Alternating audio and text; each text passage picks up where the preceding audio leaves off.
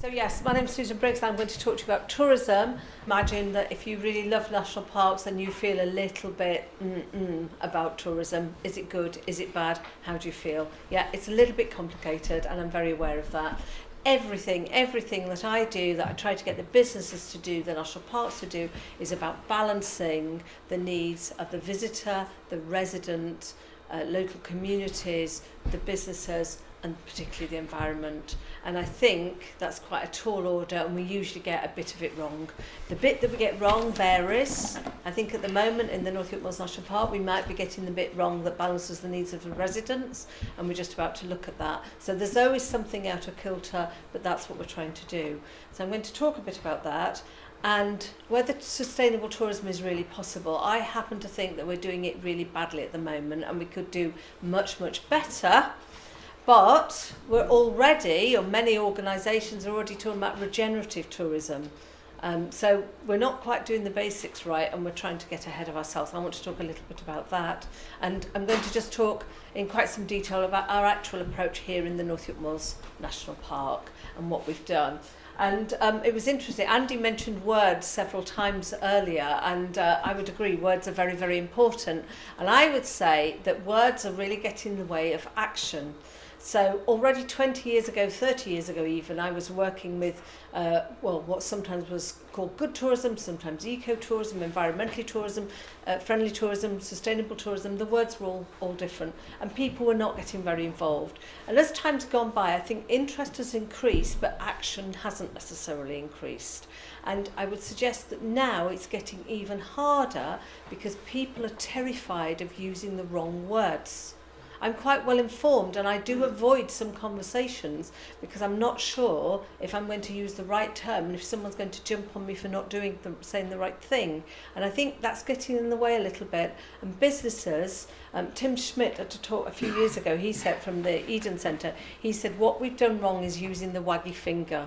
For years and years we've used the waggy finger, don't do, you should. And if you get rid of that, you can nurture people, you can nurse them into the direction you want them to go. And the waggy finger can be very off-putting, and I think that's actually what's happened. So we know that tourism, or as some people like to call it, the visitor economy, is worth literally billions. We know it's important in national parks, but there are all sorts of issues with it. David touched on one there, this as well as Andy, sort of things like second homes issues. There are too many visitors in certain places. We know there are lots and lots of issues. And I think we need to look at what sustainable tourism really is, both from the environmental but also economic impact perspective. Regenerative tourism, people are starting to band this term around, and I don't know that anyone really knows what they're talking about. I think even myself, I use it. I take it to mean doing some good and getting rid of some of the bad, but I'm not quite sure that we're anywhere near even being sustainable yet. And it is really about words and dreams. So what I'm really interested in is action. I'm very practical. Someone said I not only call a spade, but I'm likely to pick it up and start digging with it. And that's really my approach. So what I'm going to talk to you about is what we've actually done and what we're planning to do, rather than just talking about it. So I run something called the North York Moors Tourism Network, which, as you say, varies. Sometimes it's the Dales one over there, a bit of a double agent. And it's very much a partnership approach. I'm telling you about this one because we're here in the North York Moors National Park right now. So 9 years ago, the North York Moors National Park, most people got its name wrong. Most people didn't know where it was or when it started or finished. And there were no real relationships between the National Park Authority and the businesses in this area. If you talked to them about the national park, they normally thought it was because a planner was going to come and tell them off. They really did associate the national park with planning rather than sort of a positive feel. And Andy, I think probably the best thing that Andy did, or one of the best things that Andy did when he was here in the National Park, was employ Katrina McLeese. She has been the most fantastic advocate for sustainable and now regenerative tourism. She really thinks very deeply. She's a real doer. She's very practical. She's extremely hardworking. She's very collaborative. She's been a very positive influence. She has a great team. So Katrina was employed. Katrina wanted to start improving the sort of the public face of the national park. We met just by chance at another event. I run something called, my business is called the Tourism Network, and then I run various other networks as well. I run a how-to website called tourismknowhow.com. We met and we looked at what we might do. Now, initially, we knew the park was there with this dedicated expertise, and we knew we wanted to build something that could really work in a collaboration. And through a long process, we're now 9 years into this, we now work with 600 businesses. And those 600 businesses, I think, have become, they're all small businesses, but together they're quite powerful. And this became the North York Moors Tourism Network, and we very much have a principle of working in partnership. So myself, the National Park and the businesses. And one thing I would say is when we started this, it was a real sort of step-by-step suck it and see approach. I think that worked well. We didn't spend ages trying to develop a constitution and a structure or anything like that. We just got on and did stuff.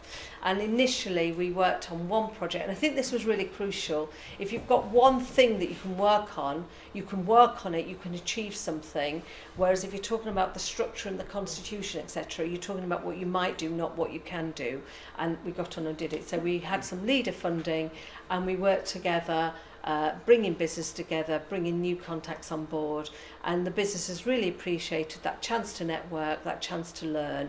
And the way that we developed the network was really by giving them advice, particularly marketing advice, about what they could be doing to develop their business, at the same time as asking if they could also be conveying some of the important messages from the national park, whatever they were at the time that we needed them to get across. And that worked really well, that idea that the national park would feed messages. So it could be the Turtle Dove project we heard about, we're interested in doing this is what we're doing. The businesses then can pass that on to visitors. So very, very simple activity, very, very step by step. And the way we've continued to work is through a combination of both voluntary activity. So I do a lot of this work on a voluntary basis, and every now and then we get funding for specific projects. And I'd say it's mainly fueled through passion, my passion, the National Park's passion, that of the businesses for the locations in which they are situated. So a little bit more about what we actually do.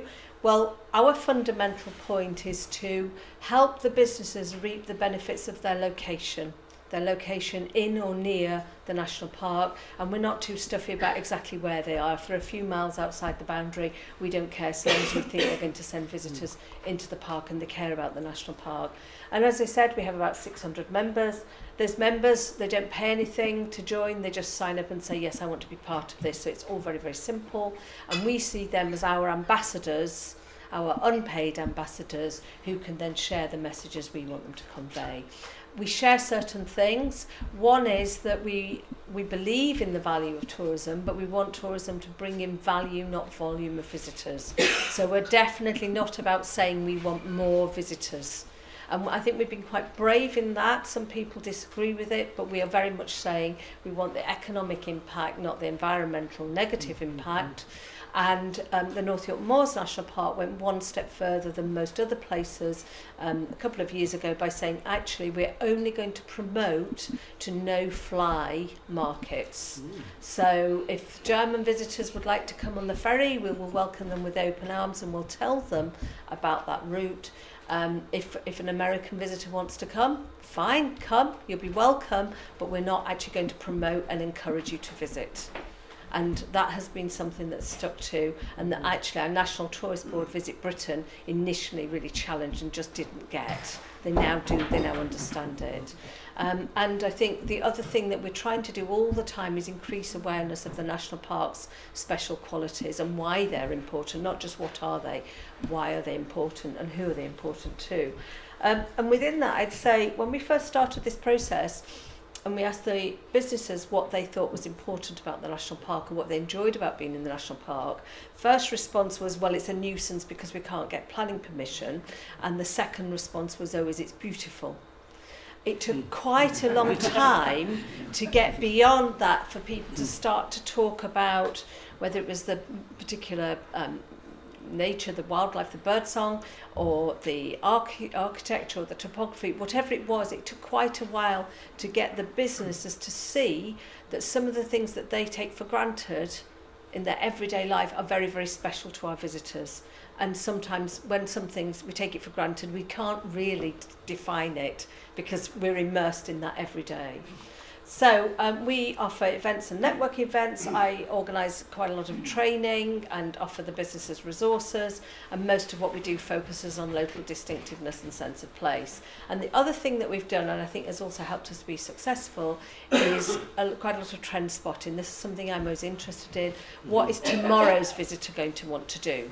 So 15 years ago, I started to bang on about how people like a story behind a place, and they like to have experiences, and they're interested in local distinctiveness. And, you know, slowly, people joined in with this. And what we have done to quite a high degree is work with businesses to help them create new experiences.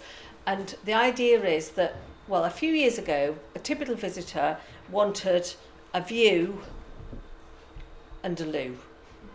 Yeah, at some point they might have a brew, but usually it was the view and the loo.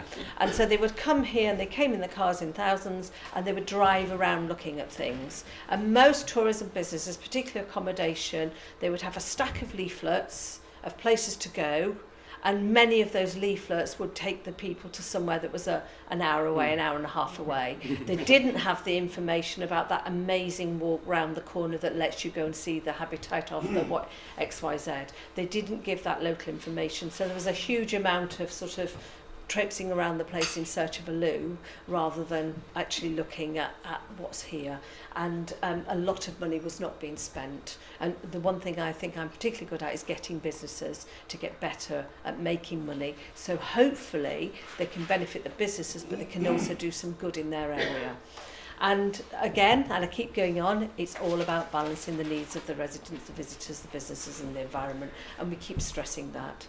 So some of the work that we do is about marketing and campaigns. There's a campaign out at the moment called Time for You, and the way that we work is a little bit different to a lot of organisations. We talk about a potential campaign, we talk about what the businesses might like to see, we talk about what the market's doing, we talk about how people are feeling just in the general environment, and then the National Park looks at a campaign, and then we work with the businesses for the businesses to use that campaign as well. Lots of collaborative marketing, so that they're using the photography, they're using the straplines, they're using the messages to promote their business within that context. So it's not here's a flash in the pan, one-off campaign, we'll spend a fortune and then we'll move on to the next thing. It's carefully considered, here's the campaign, and then we look at how the businesses can relate to it and how they can benefit directly.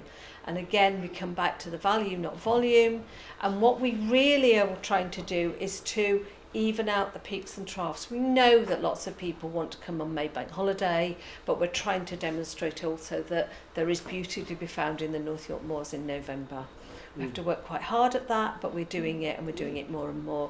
And we also desperately need to get people away from some of the honeypots and to discover more. And our part of doing that as well is to show people there's so much to see. You need to stay here for longer, and you need to keep coming back again and again. And the staying for longer is really, really important for sustainable tourism, but people don't often talk about it. We get a lot of walkers are doing walking routes like Cleveland Way. They're doing one-night stays. That means quite a lot of transporting luggage between places. So there's the transport issue, there's a lot of laundry, there's a lot of wear and tear, whereas if we can get people to stay for 3 days in one place, they discover the places in more depth, and that's what we're trying to get them to do. One thing that's been really interesting is how people have started to acknowledge the importance of this national park and national parks in general, and in some recent research, I haven't got all the details of this, but this is literally hot off the press. One of the questions that the North York Moors National Park research asked is basically, how important is the fact that this is a national park? Has it influenced the fact you've come here, or did you just come here because it's lovely? And interestingly, over a period from 2016, 21% of those visitors, so it's consistent research, said, yeah, that's why I'm here. in the last research, we've just got this available now, it was 51%. So I do think, and I think, thank you COVID in some horrible way, it's also influenced that's continued. People are looking for clean spaces, but they're also recognising the importance of that accreditation of the national parks, and we hope, or we're trying to really help people to understand what is a national park. It isn't just a free open space. What does it mean to go to a national park? So one of the things that we're trying to do, and we're doing this collaboratively, so again, it's not just the national park saying, here's the message, here's a waggy finger, it's asking the businesses to help with that. Over-tourism, an issue for many national parks, and we just need some simple actions. So, Rosebery Topping, not very far away from here, it's a very, very well-loved, very, very distinctive landmark. People want to walk to the top of it, and the footpath is hugely eroded, and no matter how much work is done, it just continues to be eroded. Really simple things happening there. So we've said to the businesses, please can you stop using photos of Rosebery Topping? Because if you use a photo of it, people say, where's that? And off they go. For 9 years, I'm exaggerating again, 9 years we've been asking Welcome to Yorkshire to stop using photos of Rosebery Topping whenever you talk about the North York Moors National Park. Last week, they agreed they won't do it anymore. We'll see. But it's a very simple thing, but we're also not saying don't go, waggy finger. We're saying this is a great walk here, this is why it's good, this is why it's special, and we're sending people somewhere else. Malham, I know in the Dales, had terrible issues during the pandemic because people were going there in huge numbers, parking a key issue, and lots of people parking, obstructing farm vehicles and ambulances, etc. And the National Park chiefs there were on the radio, they were everywhere saying, please, please, please, for the love of God, can you not go to Malham, go somewhere else?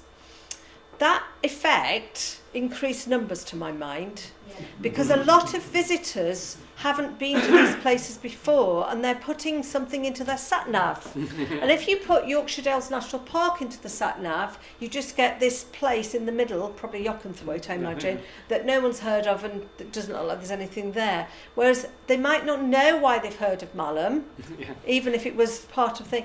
and they're putting Malham into the sat-nav. And we've got to get better at sending people somewhere that they will enjoy, but that deliberate practical action is really, really important. And we need to think about how our visitors experience the national parks. What do they do when they get there? Is it still the loo, the view and the brew? And if we really want regenerative tourism, we've got to think about how do visitors actively benefit the park as well. What can we get them to do? And that's really what we're looking at the moment. So we're thinking about what do we want visitors to do? What information are we giving them? Where are we sending them? What are we asking them to do? How are we influencing them? Are we the right people to influence them? Or do we need to ask our businesses to try and influence our visitors? Do we need the media to influence them? Or, as we're doing more and more now, it might be a blogger, it might be someone who's approach to life is completely alien to us because their life is entirely lived on Instagram. But if we know some of our visitors are also entirely influenced by Instagram, that's where we need to be, and that's where we being on there is not the answer. It's getting the right influencers to actually pass on our messages, and we're really looking at those niches and what we need to do and where. And also looking at what's missing. So it's all very well saying we want more sustainable tourism, we'd like regenerative tourism, we'd like our visitors to actually benefit the area. Wouldn't it be great if and the example that always crops up, I think everywhere, is people seem to have understood now that there's a need to plant trees. Next, we need to get them to understand where to plant trees and what kind of trees to plant. But there's, lots of tree planting people are wanting to do. But most of the volunteering that goes on either every Tuesday afternoon or over a long weekend. And some of our visitors are actually willing to come and do some quite menial tasks if they're directed for short periods of time. Some of them will even pay to be allowed to do that. I mean, I've had farmers moaning about visitors, but they didn't moan quite so much when I showed them how to charge people to let them shovel manure, because that became the farm experience. We can do this, and then it becomes something else. So we need to think about who's most interested in doing this and how can we work with them. What works? I think taking one step at a time really works. Getting rid of the jargon and really focusing on the action is really, really important. I think it's about the information first of all and building the awareness, but it's also guiding people towards really, really specific actions. And some of those specific actions are micro actions, and taken in isolation by one person, they're meaningless. They're tiny, they're really tiny. But when lots of people do them, we know they make a difference. And when lots of people do lots of different things, it's even better. You all know this, but we've got to get this message out to the public, I think, and to our visitors as well. And I think we also have to get rid of the weak waggy finger, and we have to think about the rewards. If we want visitors to do what we want to do, it's a little bit like toddler taming. You've got to have the distraction of don't go to roseberry topping, go here, but it's also if you do the right thing, what do you get? And the rewards are really, really simple, but we're not necessarily passing them on. So it's helping people to feel good by having had a brilliant experience in the right place, the right time, the right thing for them. And that means not here's a long list of things to do, but if you are this sort of person, you might like to do this in this place. It's helping people to enjoy a deeper experience and things like that. We've been working with businesses, so I've been in touch with, you mentioned the new bike people. We've got a cycling friendly accreditation, which is free for people to go through, and we're really trying to get more people on their bikes. We're talking people walking, but we're also doing things like nature friendly schemes, so we're encouraging more wildlife tourism, and we're helping people to benefit from some of the things that can also benefit the park. We'd like people to take something away. Ideally, not picking flowers and daffodil season at Farndale, that sort of thing, but taking away thoughtful local gifts. Their memories, because we know then they're going to pass them on with people, and photos. And I think one of the things that we've seen more and more are people coming here to do photography holidays, which are brilliant because then they go off and they show the photos to people. You know, it's a much more mindful activity, gets the right kind of visitors, and possibly leaving something behind, having done something, having volunteered, having helped a habitat, improve a habitat, having to actually, you know, done something which is quite tactile that people remember and talk about. So we know we need to help safeguard special places. We're working with visitors, but we're also doing a lot of work with the businesses. They need to know what those places are, where they are. We did this a few years ago, and we're starting to do this again now, because what we've realised is you can't do something and then move on, because you get new businesses in the area and people forget. Helping people understand why something's special, not just saying that is special, and helping them then to appreciate and then to value, and seeing that the value is in the landscape, the environment, the habitats, nature, but it also brings an economic value, and we're trying to show that that's possible at the same time as trying to help others to help us to improve and safeguard all of this. And I think it fundamentally comes down to nurturing our visitors so they do what we want them to do, nurturing the businesses so they go stronger and they do what we want them to do, and nurturing nature anyway. And doing that collectively, collaboratively, I think is starting to have an impact. And we do also know, and I'm glad that Steve's here, to talk, experiences are absolutely key. Promoting the chances for people to pay, sometimes, not always, to enjoy some kind of deeper experience rather than just looking at a view, but understanding the view, understanding why it's special, and ideally doing something, not just looking but doing. I think that's really important for education, memorability. People talk about it, they tell others, and they spend more money. So what we're doing at the moment is restarting all of this activity, and we're really starting to now go back. So we've done some of this. The pandemic came along, we sort of continued our advisory workshops online, but now I think we have to start activity again. So we're really looking at how we extend the length of stay and addressing seasonality. In the tourism industry, people have been talking about these things for 30 years as far as I know, that I've been involved in, but we're actually taking small, noticeable steps to get somewhere. And we're also talking to the businesses about how to be more sustainable in every sense on the path to regenerative tourism, but we're a long way from it.